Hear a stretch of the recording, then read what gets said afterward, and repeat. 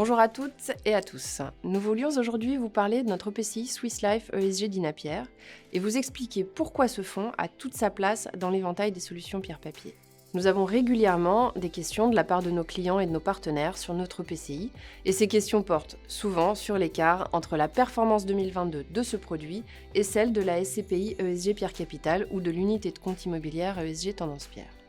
Alors oui, il s'agit bien de 3 produits pierre-papier qui permettent à des investisseurs de se constituer indirectement bien sûr un patrimoine immobilier diversifié. Et c'est vrai que c'est un point commun majeur. Pour autant, il ne faut pas oublier que ces 3 produits ont des différences fondamentales. Il y a notamment 2 aspects qui différencient l'OPCI des 2 autres produits et qui expliquent cet écart de performance. Le premier, c'est sa construction.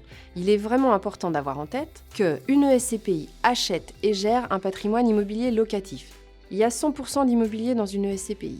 Une unité de compte immobilière détient des actifs immobiliers en direct ainsi que des fonds immobiliers. Donc là encore, exposition totale ou quasi totale à l'immobilier. Or, un OPCI grand public n'a pas du tout le même niveau d'exposition à l'immobilier. Il s'agit d'un produit hybride, diversifié, qui ne détient pas plus de 60% d'actifs immobiliers physiques, pour être précise entre 51 et 60%. Il est donc constitué pour les 40% restants par des actifs financiers qui peuvent être des actions, des obligations, des foncières cotées et des liquidités à hauteur de 5%. Donc la performance de notre fonds repose sur la performance immobilière qui intègre les loyers, les revenus fonciers, mais elle repose aussi sur la performance de la poche d'actifs financiers. Finalement, c'est comme une voiture hybride qui a 2 sources de propulsion bien distinctes. Logiquement, lorsqu'en 2022 les marchés financiers souffrent, cela a un impact sur la performance de l'OPCI. Inversement, lorsque les marchés financiers sont haussiers, cela peut être très bénéfique pour la performance de ce produit. C'est inhérent à la nature même des OPCI grand public. Et c'est aussi ce qui fait tout son intérêt et qui le rend complémentaire d'autres types d'investissements en pierre-papier.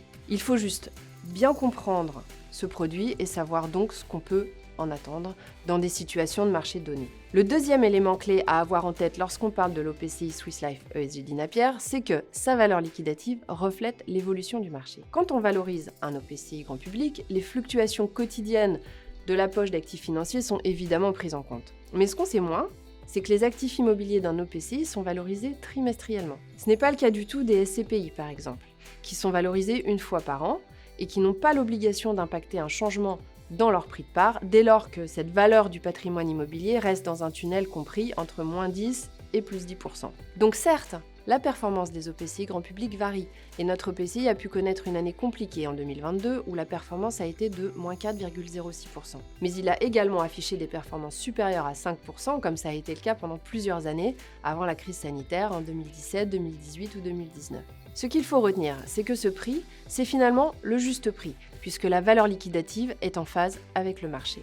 Je rappelle enfin, et c'est important, que l'investissement en OPCI doit être envisagé et réalisé sur le long ou même le très long terme, pour 2 raisons. D'abord, plus la durée de détention est longue, et mieux les frais que vous acquittez à la souscription des OPCI vont être amortis. Et puis, on parle d'un placement à composante immobilière. Il faut donc nous laisser le temps, à nous, sociétés de gestion, de valoriser nos actifs immobiliers.